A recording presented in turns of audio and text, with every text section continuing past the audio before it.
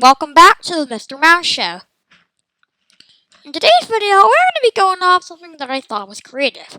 After all, it is October the 3rd, coming up to be Christmas, so... Pardon me, coming up to be Halloween. So this is my costume. I just threw a sheet over myself and made myself look like a ghost.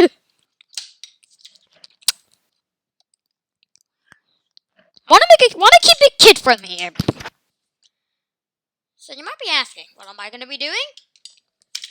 So you might have heard of this channel called GamerTube. They're mainly known for their Halo, Resident Evil, Little Nightmares stuff. What they recently started doing after the end of the original stories of Little Nightmares was, you've guessed it, FNAF. And I liked FNAF, so I think I thought of another thing I combined. So if I combined my singing monsters with FNAF, what would I get? The series in a nutshell. This video I'm talking about being Nash the Noggin. Alrighty then, let's get into the pyramid. Pardon me. Let me get some... I'm not gonna blatantly copy off of him. Credits go to GamerTube. I'm just so bad at remembering. Oh, watch.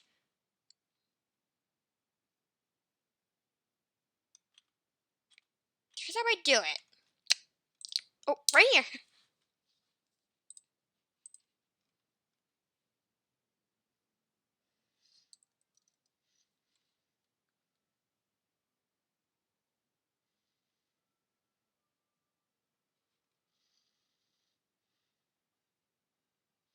I heard this ad.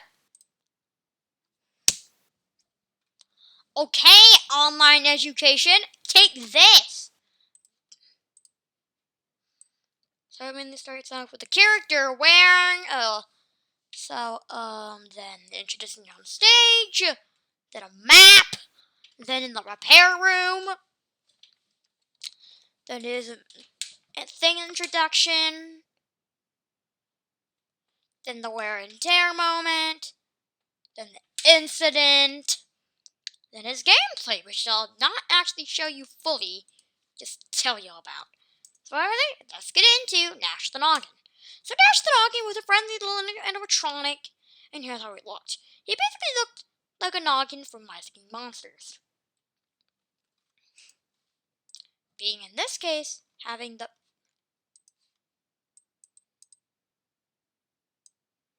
same outfit fit, the same feet, with a little bit of an extra tallness. He was kind of a short character, but he wasn't the shortest, if you want to know. Stone, body, a bow tie, hands, an animatronic, and also an animatronic head with a jaw, with buck teeth, and green eyes. Now let me explain. This guy was a silent character, so he didn't really talk like he much in the game. So you don't expect too much from him, except from playing his instrument. And if you want to know something... Oh, wrong one. Shoot, where is it? Oh, yeah. You might see this for a second. Back. This is part of the new Fast Entertainment mid-edition system of My Singing Monsters. It would actually last a whopping 5 years before eventually being discontinued due to too many animatronics going haywire.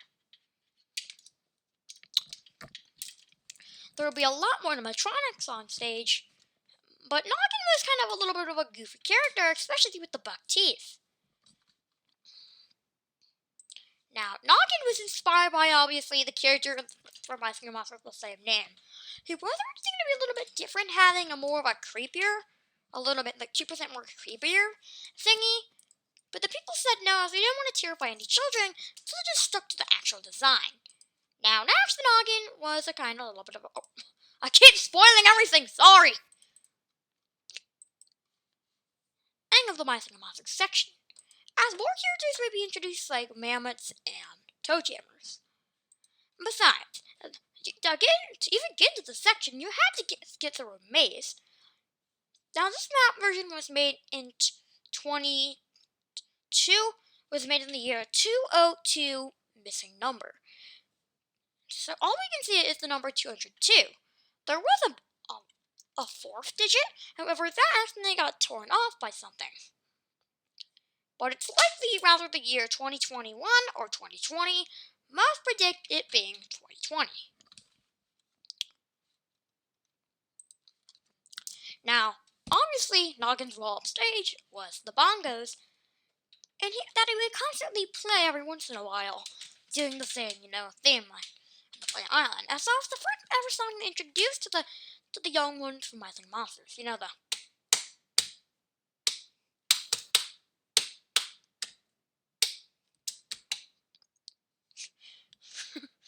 Now, believe it or not, this fun fact, while Noggin did use many other themes for songs, this is one of the many ones. He actually did have this Planet Island one reused for the Air Island one, as the game they sound identical.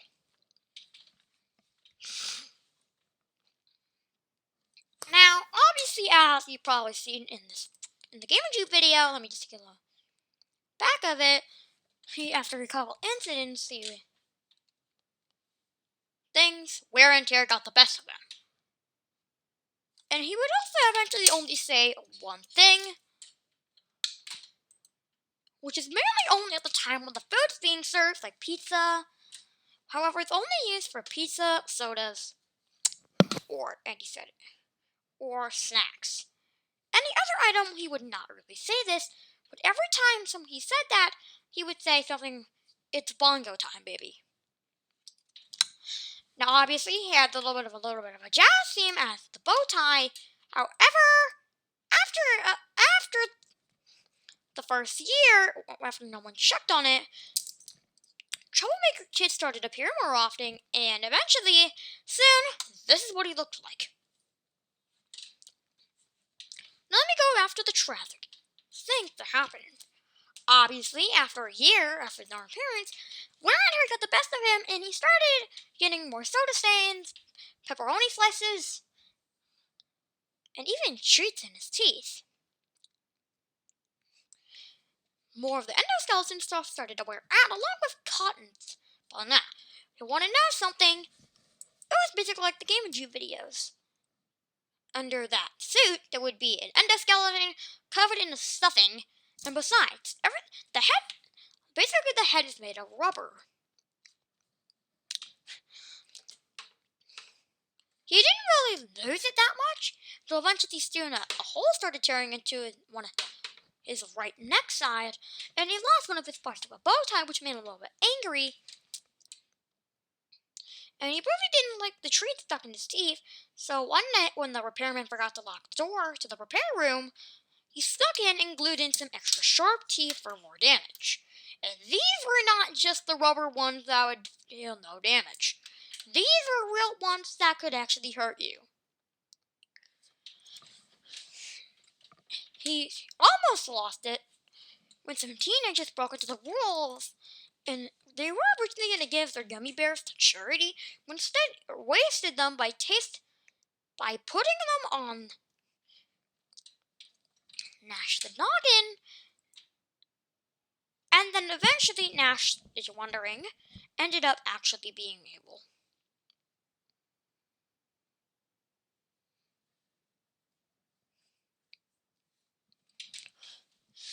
to buy, as their dogs came in and ate off all the gummy bears, along with accidentally a couple bits of Nash.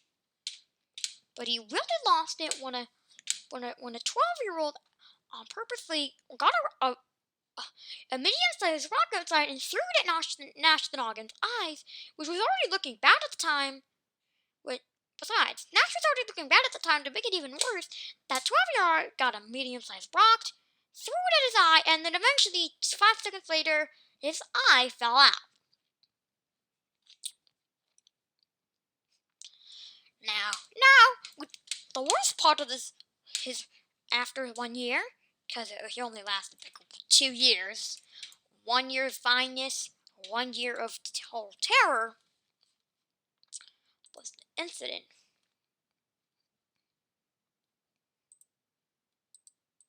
See, many troublemaker kids would actually do dares to put their a lot of bad troublemaker things, like throwing soda cans on people. one of the most heroic, terrifying was the one where kids would stick their mouths into Nash the Noggin's mouth. Now back then it was fine. They started doing this around Nash's appearance on stage, the first appearance on stage. Here's the thing.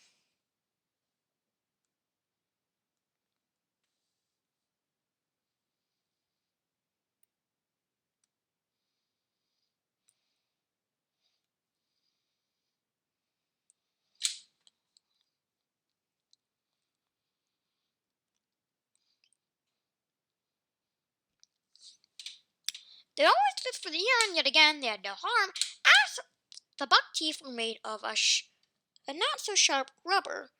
However, the last time they ever do it was the third appearance of the noggin of Nash the Noggin on fit in his wizard form. Now this is around the time when he looked in his final appearance, but before his final appearance. So that means the only thing that didn't happen yet at the time was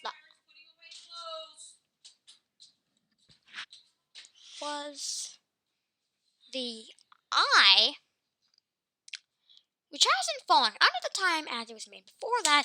However, it was still before then with the missing part of the bow tie, the endoskeleton parts, and the cotton dropping out, and even the gummy bears. However, here's the thing: a misbehaving kid was doing a dare and stuck.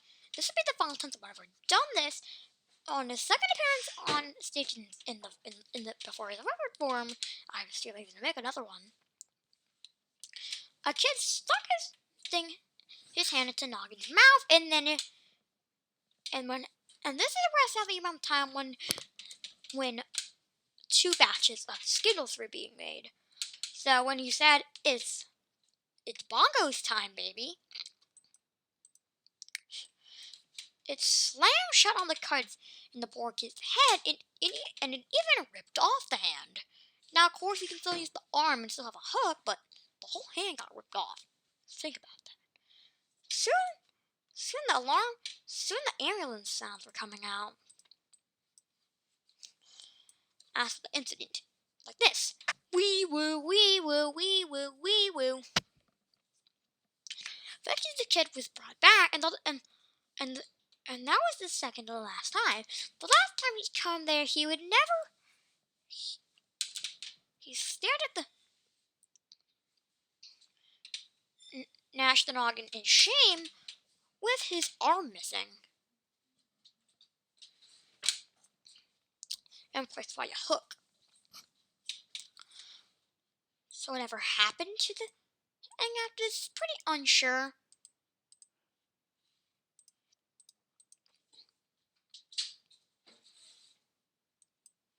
But after that, it was a lot of hassle. For example, another thing I want you to do is that I actually kind of want you to, for number 1,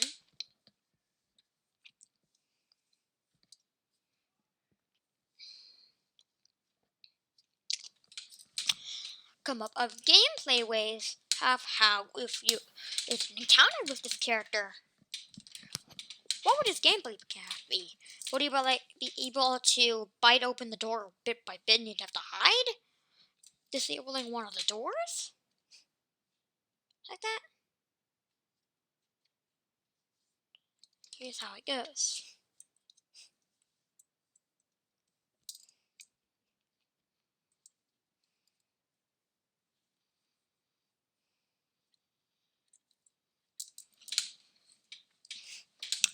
So, I'm too lazy to make up one, so I'm going to say these 2 are the people running the night.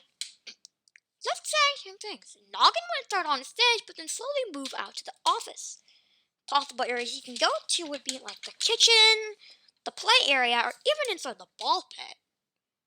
And 2 more play areas that they could add would be like in one of those climby tube things, like the tube that you slide down. And then another one would be like an arcade area. He could be seen in the ball pit and the arcade area, along with the kitchen and the family room. Eventually, he can go to the left hallway But it's probably obviously he would have originally gone to the right if that incident occurred where he bit off the kid's left hand, which makes him go to the left hallway always. Things that he could do without when he was at the door, you could hear slight bongo noises as he would always bring it on. Things you would have to see were bongos beneath the doorway. You would have to quickly keep them away. Well, I'm doing the gameplay thing now, so you would have to keep them away. As whenever you see him, let's say there's not to mention he can, but certainly up he can go through both left and right hallways.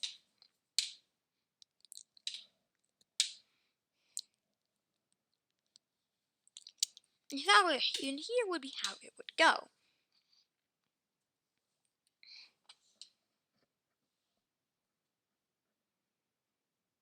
Might be asking, how?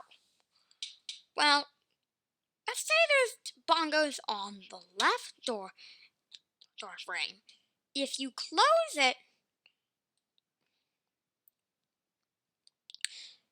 make sure you wait.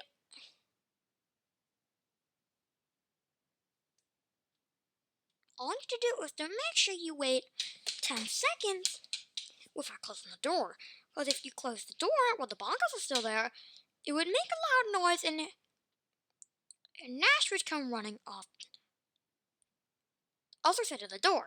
So let's say the bongos are on the right, and if you close them under 10 seconds, he would go into the left.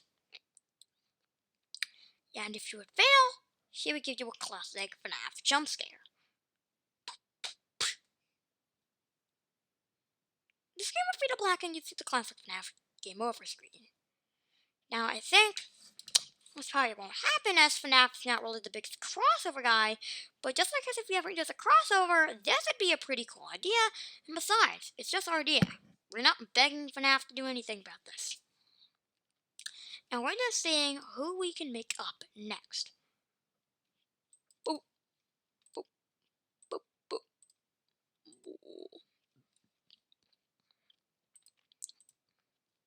Alright, that's it for today's video, and I'll see you next time.